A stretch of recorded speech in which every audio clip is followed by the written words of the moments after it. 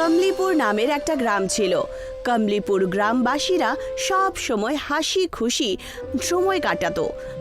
গ্রামে ওদের কোনো রকমের চিন্তা ভাবনা ছিলই না। কতদিন হয়ে গেল গ্রামে কোনো রকম আয়োজনই হয়নি, আমাদের কিছু একটা করতে হবে, তাই না? আরে এমন কি করি বলতো যাতে গ্রামে উৎসব আসে? ওই দেখো, ওখানে রনক ভাইয়া এসে গেছে। ছোটবেলা থেকে ও শহরে চলে গিয়েছিল যাতে বড় লোক হতে পারে। ও চল গিয়ে দেখি যে ও গ্রামে কেন এসেছে।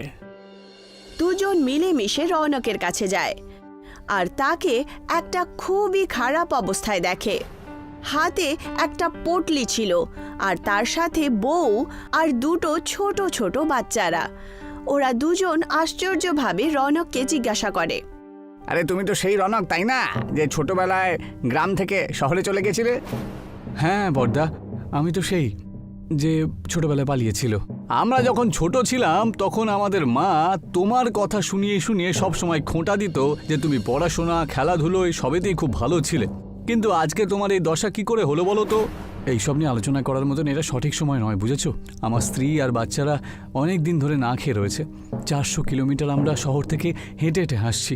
যদি পারো তাহলে দুবেলা খাবারের মতন দাও না, তোমাদের টাকা দিয়ে দেব। এই তুমি তোমার পুরনো বাড়িতে যাও তো।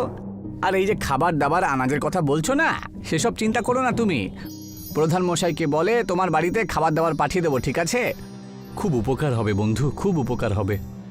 রৌনক তাদের সাথে কথা বলে নিজের পুরনো বাড়ি, যেটা পুরোপুরিভাবে খারাপ হয়ে গেছিল, সেখানে পৌঁছে যায়। শোনো, তুমি ওদেরকে বললে না কেন যে আমরা শহর থেকে পালিয়ে কেন এসেছি? আর আমাদের সাহায্য কতদিন পর্যন্ত করবে এরা? আমাদের কিছু একটা তো করতেই হবে না? আমি ওদেরকে কি বলতাম বলো তো? এটাই কি বলতাম যে শহরে বেশি ঋণ হয়ে যাওয়ার কারণে ওখান থেকে পালিয়ে এসেছি আমরা।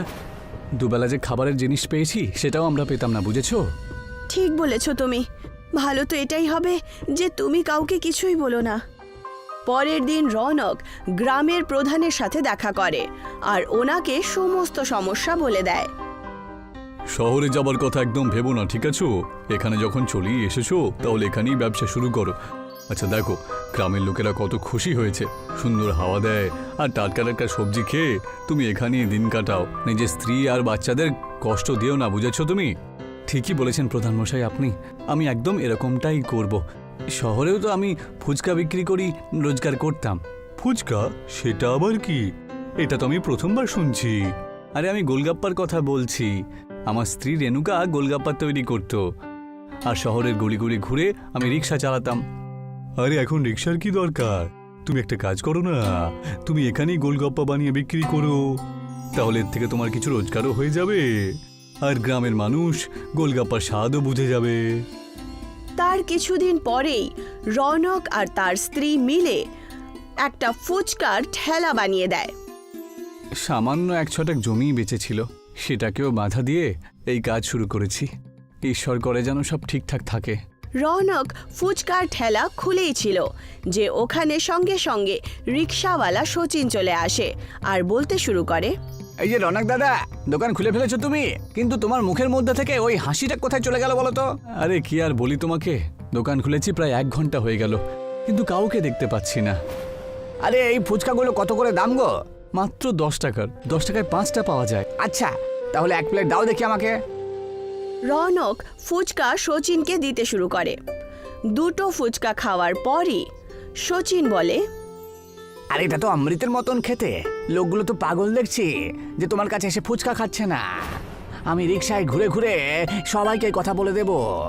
তুমি যদি এটা করো আমার উপকার হবে ভাই, তোমাকে অসংখ্য ধন্যবাদ ভাই। কিছুদিন আরও কেটে যায়। রৌনক আর রেণুকার ফুচকার ব্যবসা খুব ভালো চলছিল। তখন প্রধান মশাই তাদের সাথে দেখা করেন আর ওদেরকে বলেন, আচ্ছা বলো তো এবার, আমি তোমাকে আমার বাড়িতে আজকে কেন ডেকে পাঠিয়েছি? কেন প্রধান মশাই? সেটাই তো আমি ভাবছি। তোমার ফুচকা খুবই প্রসিদ্ধ, তাই আমি চাই যে তুমি অনেক ফুচকা তৈরি করো আর আশেপাশের সব গ্রামে সেগুলো বিক্রি করে আমার সাথে চলো। আর আগামী দিনে আসতে চলেছে ভোট, তাতে তুমি আমার সাথে প্রচার করবে, চলো। আপনি আমার পরিবারকে সেই সময় সাহায্য করেছিলেন যখন আমি শহর থেকে ঘর ছাড়া হয়ে এসেছিলাম। আপনার জন্য এটুকু আমি অবশ্যই করব। কিন্তু আমাদের কাছে টাকা পয়সা কোত্থেকে আসবে? আমরা এতগুলো ফুচকা বানাবো কি করে? আমাদের তৈরি করতেই হবে। আমি ওনাকে কথা দিয়ে এসেছি, তাই না? আর একটু জমি আমাদের বিক্রি করতেই হবে। ওটা তো আগে থেকেই বন্ধক রেখে দিয়েছি। আরে রোজগার করে নতুন কিনে নেব, তুমি চিন্তা করো না তো। রৌনক নিজের বেঁচে থাকা জমিনও বিক্রি করে দেয় আর অনেকগুলো ফুচকা বানিয়ে তৈরি করে ফেলে। আর প্রধান মশাইকে বলে, আগে প্রধানমশাই, আমি সমস্ত ফুচকা তৈরি করে আপনার বাড়িতে পাঠিয়ে দিয়েছি, কিন্তু আমার টাকা। আরে কিসের টাকা ভাই? আমি আবার কখন বললাম যে তোমায় টাকা দেব? হ্যাঁ, আমাকে নিয়ে ঠাট্টা করো না প্রধানমশাই। আমার যেটুকু জমি বেঁকেছিল সেটাও বিক্রি করে দিয়েছি, সেই জন্যই তো টাকা চাইছিলাম আমি। আচ্ছা, তোমার মাথায় কি কোনো বুদ্ধি নেই? হ্যাঁ, তোমাকে আমি কানা করে কিছুই দেবো না, বুঝেছো? সরো তো এখান থেকে, সরো। এইটুকু বলা মাত্রই প্রধানের দুজন চাকর ওখানে চলে আসে আর রৌনককে রাস্তার কিনারায় ধাক্কা মারে। এটা তো ওরা খুব খারাপ করলো গো, আমাদের তো বেঁচে থাকাই এখন মুশকিল হবে। আমরা এখন খাবার দাবার কোত্থেকে নিয়ে আসবো? এই গ্রাম থেকে তো মনই উঠে গেছে। রৌনক আর প্রধানের মধ্যে যে ঝগড়া হয়েছিল সেটা গ্রামের লোকেরা জেনে যায় আর তার কারণে কেউ রৌনকের কাছে ফুচকা কিনতে যেত না। তখন শচীন রৌনককে বলে, কিছু দরকারি কাজের জন্য আমি শহরে যাচ্ছি, এই রিক্সাটা তোমার বাড়িতে রেখে যাচ্ছি। এই গ্রামে শুধু তুমিই আছে যে রিক্সা চালাতে পারে। যদি তুমি বলো তাহলে কিছুদিনের জন্য ব্যবহার করবো এটা। আরে কেন নয়, অবশ্যই। পরের সপ্তাহে আমি আসবো, ততদিন তুমি এটা নিয়ে ভাড়া বইও, কয়েক পয়সা তুমিও কামিয়ে নিও, আর আশেপাশের গ্রামের লোকেরা তোমাকে ভালো করে চিনেও ফেলবে, ঠিক কি না? শচীনের রিক্সা পাওয়ার পর রৌনক খুব খুশি হলো। আর তখন রেণুকা তাকে একটা পরামর্শ দেয়, এই রিক্সায় বসে তুমি ফুচকা গ্রামে গ্রামে ঘুরে ঘুরে বিক্রি করো, আমাদের অনেক লাভ হবে। আমিও তো এটাই ভাবছি। রৌনক রেণুকার সাথে মিলে সেই রিক্সায় সমস্ত গ্রাম গ্রাম ঘুরে নিজের বানানো ফুচকা বিক্রি করতে শুরু করে। দেখতে দেখতেই রৌনক আর রেণুকা দুজনই রিক্সা ফুচকাওয়ালার নামে প্রসিদ্ধ হয়ে যায়। আমরা এক সপ্তাহেই আমাদের বন্ধক দেওয়া জমিন ছাড়িয়েছি। ভালো হোক ওই রিক্সাওয়ালার, যিনি আমাদের রিক্সাটা দিলেন। আজকে আমি খুব খুশি হয়েছি। সব সময় ঋণ থেকে আমি পালাতে শুরু করেছি, আর আজকে আমার এমন মনে হচ্ছে যে আমি পুরো দুনিয়াকে জিতে নিয়েছি। ততক্ষণেই ওখানে শচীন একটা নতুন রিক্সা নিয়ে আসে আর তখন রৌনক বলে ওঠে, আরে বাহ ভাই বাহ, নতুন রিক্সা, এটা কার জন্য? আমার পুরনো রিক্সাটা আমি বিক্রি করার কথা ভাবছি। আমি এখন গ্রাম থেকে যাত্রীদের নিয়ে গ্রামে ছেড়ে দেওয়ার বদলে এখন আমি গ্রাম থেকে শহরে গিয়ে যাত্রীদের পৌঁছে দেব। তুমি যদি কিছু মনে না করো তাহলে কি এই রিক্সাটা আমাকে বিক্রি করে দেবে? আর এটা জিজ্ঞাসা করার কি আছে, তুমি এটা রেখে দাও। আর এমনিতেই এই রিক্সাটা তো আমার মতন আর নেই, তাই না? তুমি তো এটা ফুচকার রিক্সা বলে বিখ্যাত করে তুলেছো, ঠিক কি না? আপনার খুব দয়া হবে দাদা। রেণুকা আর রৌনক মিলে ওই রিক্সাটা কিনে নেয় আর দুজনই ওই রিক্সা ফুচকা বিক্রি করতে শুরু করে। সমস্ত লোকেরা খুব হাসি খুশি রিক্সা ফুচকা খেত। এখন ওদের দুজনের ব্যবসা আর ঘর দুটোই খুব ভালোভাবে চলতে শুরু করে। আমি বলেছিলাম না, আমাদের ফুচকার ব্যবসা খুবই ভালো চলবে, তুমি দেখে নিও। হ্যাঁ সুমন, আজ তোমার জন্যই আমার সংসার থেকে অভাব দূর হয়েছে, নাহলে কি জানি আমার যে কি হতো। কাহিনীটি সেই সময়ের যখন সোনু আর সুমন নামের একজন দম্পতি রামনগরের একটা বাড়িতে থাকত।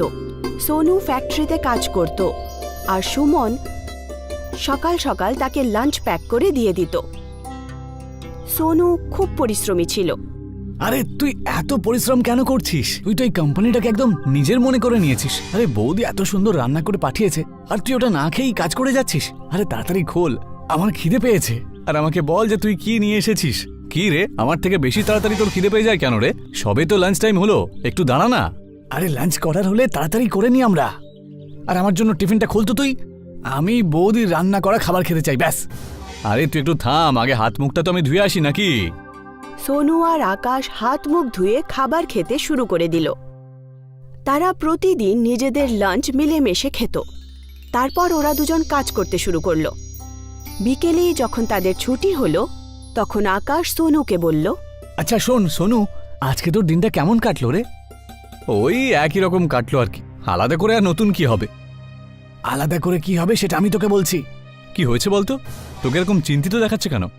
আচ্ছা শোন, যখন লাঞ্চ টাইমের পরে আমি বসের কেবিনের দিকে গেলাম তখন আমি শুনলাম যে... আরে কি এমন শুনলি তুই?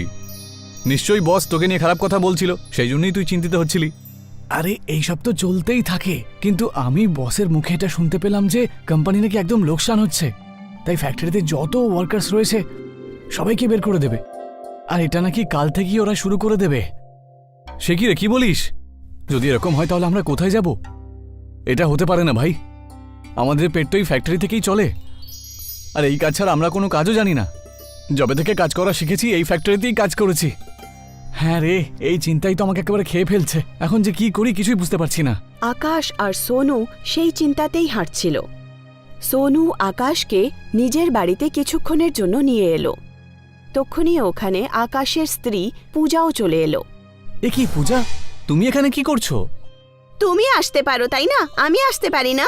সুমন বৌদি আমাকে ডেকেছে, বলছিল যে ফুচকা বানাচ্ছি, খেতে চলে এসো। ভালো হলো যে তুমিও চলে এলে। এখন তোমাদের দুজনের জন্য ফুচকা নিয়ে আসছি। পূজা আর সুমন আকাশ আর সোনুর জন্য ফুচকা নিয়ে আসে। সুমন খুবই সুস্বাদু ফুচকা বানাতো। ওর ফুচকা আকাশ আর সোনু খুব পছন্দ ছিল। সোনু প্রায় সময়ই তার হাতের ফুচকা খেতে এখানে আসতো। আরে বৌদি, রান্না তো তুমি দারুণ করো, আর ফুচকাগুলো তো তুমি তার চেয়েও ভালো বানাতে পারো।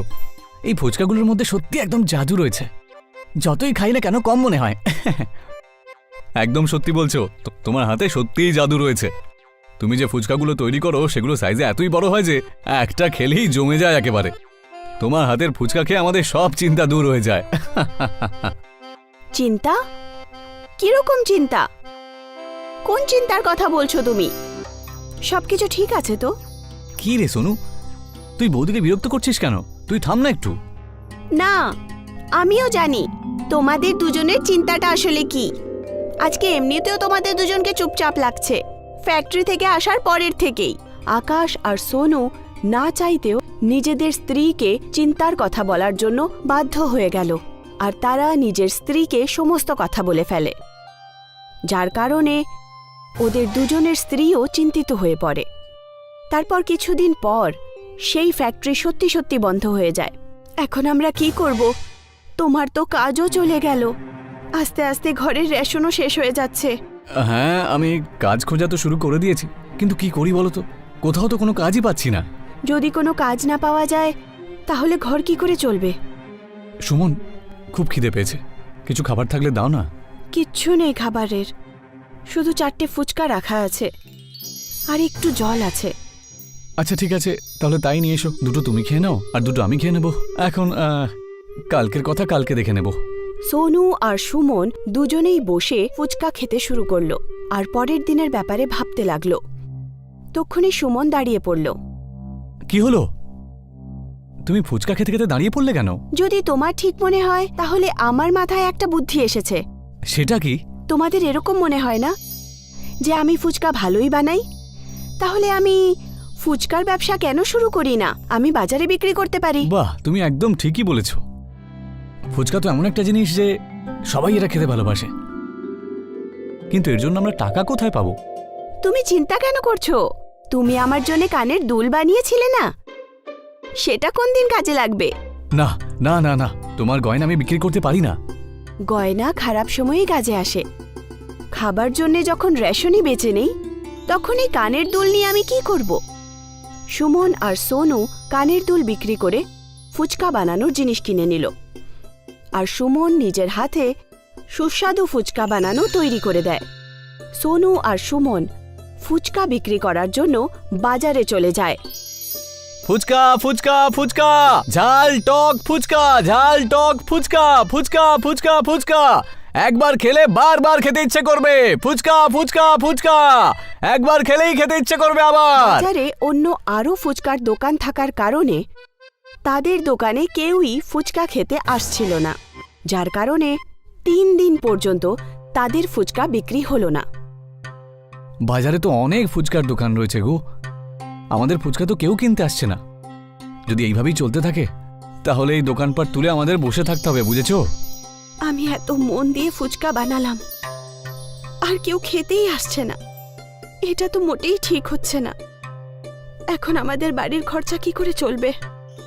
সোনু আর সুমন ওখানেই উদাস হয়ে দাঁড়িয়ে থাকে।